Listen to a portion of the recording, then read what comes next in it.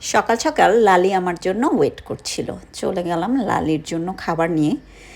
লালি এখনও পর্যন্ত ঠিক মতো খাচ্ছে না। তাকে অনেক সাধ্য করে তারপরে একটু মুখের কাছে নিয়ে বারবার খাবারটাকে দেখিয়ে একটু আদর যত্ন করে তাকে বোঝানো হচ্ছিল যে খেয়ে নাও সোনামণি, একটু খেয়ে নাও। খাওয়া বাদ দিয়ে তার নজর হচ্ছে কোথায় বিড়াল আছে, কোথায় মানুষ যাচ্ছে, কোথায় দিয়ে একটু দুষ্টামি করা যায়, একটু দৌড়াদৌড়ি করা যায়, একটু চুলকাচুলকি করা যায়, কিন্তু খাবারের প্রতি কোনো আগ্রহ নেই। কোনো মতে 2টা চাটা দিয়ে আবারও সে দৌড়াদৌড়িতে ব্যস্ত হয়ে গেল।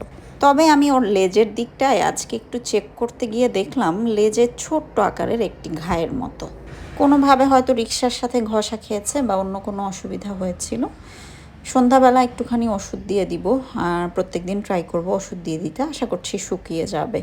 তবে ওর মনে হয় একটু ব্যথাই লাগছিল, বারবার ওইখানেই মুখ দিচ্ছিল আর চাটাচাটি করছিল, যেই কারণে আসলে আমি টের পাই যে ওর লেজে একটা ঘা হয়েছে। আশা করি সন্ধ্যাবেলা আর একটা ভিডিও শেয়ার করতে পারবো ওর লেজে ওষুধ দেওয়ার জন্য। এই যে দেখেন, আমাকে ছুঁতেও দিচ্ছে না। একজনকে ধরতে হবে, তারপরে ওষুধটা দিতে হবে। দেখি সন্ধ্যাবেলা ট্রাই করব।